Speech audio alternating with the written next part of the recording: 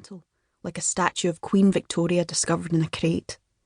She attempts a welcoming smile, but tension instantly warps it into a growl. But no one's coming anyway. She drops the scary smile and lets her face idle in neutral. No one. She picks up her coat from the settee and sits it on her knee. A first move towards putting it on. Now she'll never know what happened to Susan, or if she gets her height from her, if she's mixed race. Her hair says yes, but her skin tone says no. She won't get to ask anything. No one is coming. So bloody rude. Selfish. What kind of people agree to a meeting this emotionally charged, pick the place and the time, and then don't turn up?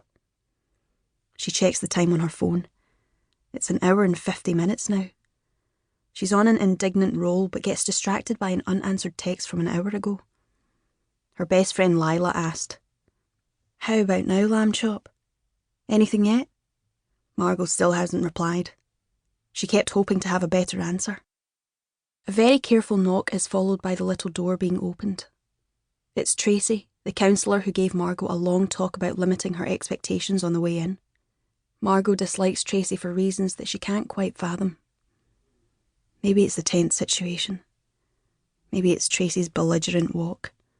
She sways her shoulders and enters the room belly first as if she's pregnant and wants to talk about it, or is fat and doesn't. She has thick glasses that distort her big green eyes and wears a dress with a low neckline displaying 4 inches of cleavage. A gold chain with a green pendant surfs her record-breakingly long boobs, bobbing around, going under sometimes only to be unthinkingly fished out by Tracy's chubby forefinger. "Hello again," she whispers as she comes in, head tilted sympathetically, lips pressed tight in a very sad sorry as she sits on the sofa and clasps her hands together. She's going to tell Margo to give up and get out. She'll dress it up, but that's what she'll mean. Tracy doesn't get to speak before Margo blurts that she'll just wait for another half hour, if that's okay. "We'll see now," drawls Tracy in a breathy Northern Irish accent that sounds like a melancholy old song. "The problem with that is we're supposed to actually shut the office in a wee 10 minutes. I sort of just wanted to have a wee chat with you before that happened, so that you don't leave feeling that you might have liked to have talked to someone. Would you maybe like a wee chat about it? About your feelings?" Every sentence ends in a tonal upswing. Every statement is littered with infuriating conditionals, maybes and minimisations and perhapses. But Margo is a doctor and has been on the receiving end of enough impotent rage from patients to know that Tracy isn't to blame for how she feels. "I'll just wait on for the last 10 minutes, if you don't mind." Margo says it softly, overcompensating for her white-hot fury. "At least then I'll know for sure that Nikki didn't come.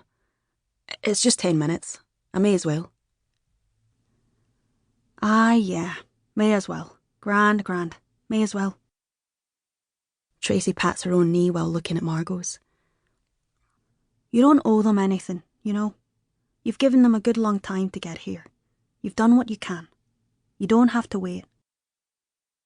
Margo doesn't know why Tracy is using the plural. Is she being formal? Or does Tracy know something Margo doesn't? Is Nikki trans? Or has Margo just been stood up by several people? Is that better or worse? "Well, I'll wait for the 10 minutes. "Sure. If that's all right." Tracy nods and smiles vaguely. She air rescues the green stone from the ravine of her cleavage but doesn't move to leave. She's trying to be kind, waiting with her and giving Margo space to talk about her feelings if she wants to. Margo doesn't trust her. What Margo does say is that it's very quiet in the office. Is it always like this? Tracy tells her that, to be honest about it, they don't really do reconciliation mediation very much anymore. They used to, but people tend to trace their birth families on Facebook. She wouldn't recommend that. That can go very, very wrong.